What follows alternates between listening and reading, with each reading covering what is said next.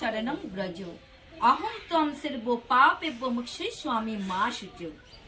আত্মজ্ঞান করে কেবল মাত্র কৃষ্ণ ভাবনাময় ভগবত ভক্তির অনুশীলন করতে হয়, তাহলেই জীবনের পরম উদ্দেশ্য সাধিত হবে। তখন অতীত জীবনের পাপময় কর্মের জন্য চিন্তা করার কোনো প্রয়োজন নেই, কারণ ভগবান আমাদের সমস্ত পাপ থেকে মুক্ত করবেন। সুতরাং আর অন্য কোনো প্রক্রিয়ার মাধ্যমে আত্মজ্ঞান লাভ করে মুক্তি লাভের ব্যর্থ প্রয়াস করার কোনো প্রয়োজন নেই। পরম সর্বশক্তিমান ভগবান শ্রীকৃষ্ণের চরণারবিন্দে আশ্রয় গ্রহণ করা সকলেরই কর্তব্য এবং দায়িত্ব। সেটি হচ্ছে জীবনের পরম পূর্ণতা।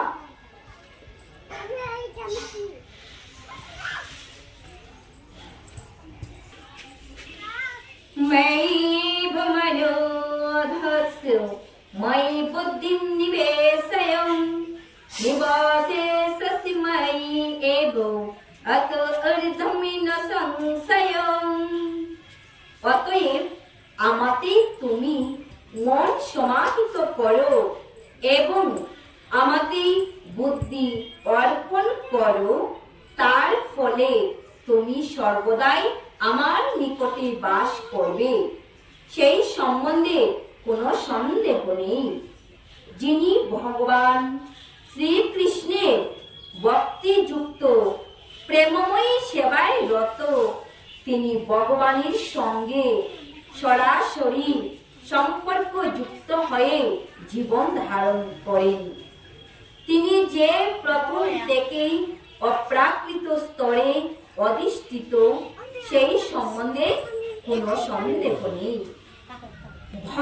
জড় জাগতিক স্তরে জীবন যাপন করেন না, তার জীবন কৃষ্ণ ভাবনাময়।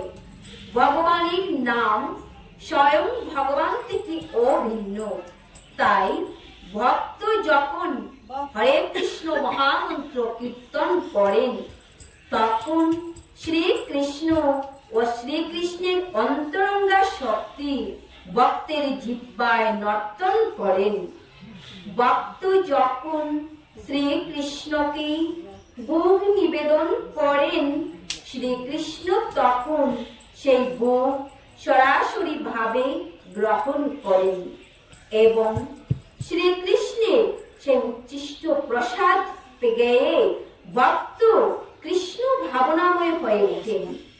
ভগবানের সেবায় ব্রতী নাম পরম ভাবম মদর্তম ময়াপি কর্মাণি কর্বন সিদ্ধিম অবাপ্স্যসি।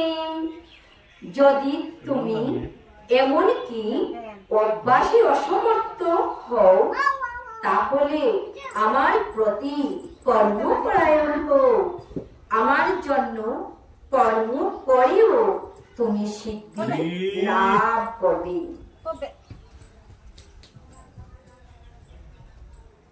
আপি অসকিত আসি কর্তুম মতেজ গৌমাশ্রিতহম সর্ব কর্ম ফলো ত্যাগম ততো কুরু যথাত্মবান। আর যদি তা করতে অক্ষম হও, তবে আমাতে সমস্ত কর্ম অর্পণ করে সংযত চিত্তে কর্মের ফল ত্যাগ করো। এমনও হতে পারে যে বন্ধকের ফলে কেউ কৃষ্ণ ভাবনামৃত প্রচারের কাজে সহায়তা করতে অসমর্থ। এমনও হতে পারে যে সরাসরি ভাবে কেউ যদি কৃষ্ণ ভাবনামৃত প্রচারের কাজে যুক্ত হন, তাহলে তার পরিবারের কাজ থেকে নানা রকম ওজোর আপত্তি আসতে পারে, অথবা নানা রকমের বাধা বিপত্তিও দেখা দিতে পারে। কারো যদি এই রকমের সমস্যা থাকে, তার প্রতি উপদেশ দেওয়া হচ্ছে যে তার কর্মের সঞ্চিত ফল কোন সৎ উদ্দেশ্যে তিনি অর্পণ করতে পারেন। বৈদিক শাস্ত্রে এই ধরনের নির্দেশ দেওয়া হয়েছে। সেখানে নানা রকম যজ্ঞ বিধির বর্ণনা করা হয়েছে এবং সেখানে বিশেষ পুণ্য কর্মের অনুষ্ঠানের উল্লেখ করা হয়েছে, যাতে পূর্বকৃত কর্মের ফল অর্পণ করা যায়। এভাবে ধীরে ধীরে দিব্যজ্ঞান লাভের স্তরে উন্নীত হওয়া যায়। কৃষ্ণ ভাবনাময় কার্যকলাপে নিরুৎসাহী লোকেরা হাসপাতাল অথবা অন্য কোনো সামাজিক প্রতিষ্ঠানের জন্য দান করে থাকেন। এভাবেই তারা বহু কষ্টে উপার্জিত অর্থ দান করার মাধ্যমে তাদের কর্মের ফল এভাবেই কর্মফল দান করার মাধ্যমে চিত্ত ক্রমশ নির্মল হতে থাকে এবং চিত্ত নির্মল হলে কৃষ্ণ ভাবনার অমৃত উপলব্ধি করা যায়। কৃষ্ণ ভাবনামৃত অবশ্য অন্য কোনো প্রক্রিয়ার উপর নির্ভরশীল নয়, কারণ কৃষ্ণ ভাবনামৃতই চিত্তকে নির্মল করতে পারে। কিন্তু কৃষ্ণ ভাবনামৃত গ্রহণের পথে যদি কোনো প্রতিবন্ধক দেখা দেয়, তাহলে কর্মফল ত্যাগ করার পন্থা গ্রহণ করা যেতে পারে। সেই সূত্রে সমাজ সেবা, সম্প্রদায় সেবা, জাতির সেবা, দেশের জন্য ত্যাগ ধর্ম আদি গ্রহণ করা যেতে পারে, যাতে এভাবে কর্মফল ত্যাগ করার পরিণামে কোনো এক সময়ে শুদ্ধ ভগবত ভক্তির স্তরে উন্নীত হওয়া যেতে পারে। ভগবত গীতায় বলা হয়েছে, যেতম প্রকৃতি ভূতানম, কেউ যদি সর্ব কারণে পরম কারণ যে শ্রীকৃষ্ণ তা উপলব্ধি না করে পরম কারণের উদ্দেশ্যে রাধে রাধে প্রাণ গোবিন্দ সর্বকারণ কারণম, ভগবান হচ্ছেন সর্ব কারণের মূল কারণ। তুমি যদি এই প্রকার অভ্যাস করতে সক্ষম না হও, তাহলে জ্ঞানের অনুশীলন করো।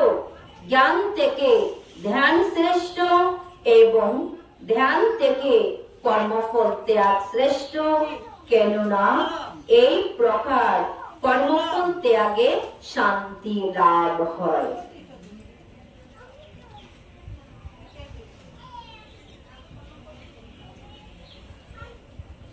যিনি সমস্ত জীবের প্রতি দেশ শূন্য অর্থাৎ হিংসা শূন্য, বন্ধু ভাবাপন্ন, কৃপালু, মমত্ব বুদ্ধি শূন্য, নিরহংকার, সুখে ও দুঃখে সমভাবাপন্ন, ক্ষমাশীল, সর্বদা সন্তুষ্ট, সর্বদা ভক্তিযোগে যুক্ত, সংযত স্বভাব, দৃঢ় সংকল্প যুক্ত এবং যার মন ও বুদ্ধি সর্বদা আমাতে অর্পিত, তিনি আমার প্রিয় ভক্ত।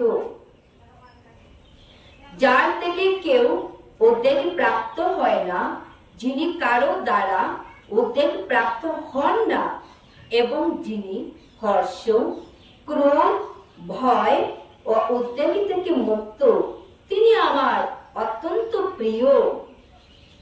যিনি নিরপেক্ষ, সূচি, দক্ষ, উদাসীন, উদ্বেগ শূন্য এবং সমস্ত কর্মের ফল ত্যাগী, তিনি আমার প্রিয় ভক্ত। যিনি প্রিয় বস্তুর প্রাপ্তিতে হৃষ্ট হন না এবং অপ্রিয় বস্তুর প্রাপ্তিতে দ্বেষ করেন না, যিনি প্রিয় বস্তুর বিয়োগে শোক করেন না, অপ্রাপ্ত ইষ্ট বস্তু আকাঙ্ক্ষা করেন না এবং শুভ ও অশুভ সমস্ত কর্ম পরিত্যাগ করেছেন এবং যিনি ভক্তিশূন্য, তিনি আমার প্রিয় ভক্ত। যিনি শত্রু ও মিত্রের প্রতি সমবুদ্ধি, যিনি সম্মানে ও অপমানে শীতে ও গরমে, সুখে ও দুঃখে এবং নিন্দা ও স্তুতিতে সমভাবাপন্ন, যিনি কুসঙ্গ বর্জিত, সংযত ভাব, যত কিঞ্চিত লাভে সন্তুষ্ট, গৃহাসক্তি শূন্য এবং যিনি স্থির বুদ্ধি ও আমার প্রেমময়ী সেবায় যুক্ত, সেই রকম ব্যক্তি আমার অত্যন্ত প্রিয়। যারা আমার দ্বারা কথিত এই ধর্মামৃতের উপাসনা করেন, সেই সকল শ্রদ্ধাবান মতপরায়ণ ভক্তগণ আমার অত্যন্ত অত্যন্ত প্রিয়। অন্য ভক্তি সহকারে পরম পুরুষোত্তম ভগবানের সেবা করেছেন যে ভক্ত, এই দুজনের মধ্যে কে শ্রেয়? তার উত্তরে ভগবান তাকে স্পষ্ট ভাবে উত্তর দিলেন যে ভক্তি যুগে ভগবানের সেবা করাটাই হচ্ছে পারমার্থিক উপলব্ধির সর্বশ্রেষ্ঠ পন্থা। সেই সম্বন্ধে কোনো সন্দেহ নেই। এই অধ্যায়ে নির্ধারণ করা হয়েছে যে সাধু সঙ্গের প্রভাবে অনন্যতি আসক্তি জন্মায় এবং তার ফলে সদ্গুরু লাভ হয় এবং তার কাছ থেকে শ্রাবণ কীর্তন করা শুরু হয় এবং তখন দৃঢ় বিশ্বাস, আসক্তি ও ভক্তি সহকারে বৈদিক ভক্তির অনুশীলন সম্ভব হয়। এভাবেই ভগবানের অপ্রাকৃত সেবায় নিযুক্ত হতে হয়, এই পরামর্শ দেওয়া হয়েছে। সুতরাং আত্ম উপলব্ধির জন্য পরম পুরুষোত্তম ভগবানের শ্রী পাদপদ্মের আশ্রয় লাভের জন্য ভক্তিযোগী যে পরম পন্থা, সেই সম্বন্ধে কোনো সন্দেহ নাই। পরম তত্ত্বের নির্বিশেষ উপলব্ধি করার জন্য যে পন্থা এই অধ্যায়ে বর্ণিত হয়েছে, তা কেবল আত্ম উপলব্ধি লাভের পথে একান্ত প্রয়োজনীয় আত্মসমর্পণের সময় পর্যন্তই অনুশীলনের পরামর্শ দেওয়া হয়েছে। পক্ষান্তরে বলা যায় যে যতক্ষণ পর্যন্ত শুদ্ধ ভক্তের সঙ্গ লাভের সুযোগ না পাওয়া যায়, ততক্ষণ পর্যন্ত নির্বিশেষ ব্রহ্মজ্যোতির ধ্যান করা লাভজনক হতে পারে। কিন্তু ভগবানের সবিশেষ রূপের ভক্তিযুক্ত সেবাই হচ্ছে পরম প্রাপ্তি। পরমেশ্বরের নির্বিশেষ অব্যক্ত রূপের উপাসনায় কর্মফল ভোগের আশা পরিত্যাগ করে ধ্যান করতে হয় এবং জড় ও চেতনের পার্থক্য নিরূপণ করার জ্ঞান অর্জন করতে হয়। শুদ্ধ ভক্তের সঙ্গলাভ না করা পর্যন্ত এই পন্থার বা এই পথের বিশেষ প্রয়োজনীয়তা রয়েছে। কিন্তু সৌভাগ্যক্রমে কেউ যদি সরাসরি ভাবে অনন্য ভক্তিতে ভগবানের সেবা করার সৌভাগ্য অর্জন করেন, তাহলে তাকে আর ক্রমোন্নতির মাধ্যমে পরমার্থ সাধনের পথে এগুতে হয় না। ভগবদ গীতার মধ্যে মধ্যভাগের 6টি অধ্যায়ে ভগবত ভক্তি সম্বন্ধে যা বর্ণনা করা হয়েছে তা অত্যন্ত সহজ সাধ্য। এই পন্থায় দেহ ধারণ করার জন্য জড়বস্তু বিষয়ক দুশ্চিন্তা করতে হয় না, কারণ ভগবানের কৃপায় সবকিছু আপনা থেকেই সম্পাদিত হয়ে যায়। ইতি ভক্তিযুগ নামক শ্রীমদ্ ভগবদ গীতার 12 অধ্যায়ের ভক্তি বেদান্ত তাৎপর্য এতদূরে সম্পন্ন হলো। কৃষ্ণ প্রেম অনুরাগী গৌর ভক্ত বৃন্দগণ প্রেমানন্দে বাহু তুলে একবার হরি হরি বল, হরি বল, হরি বল।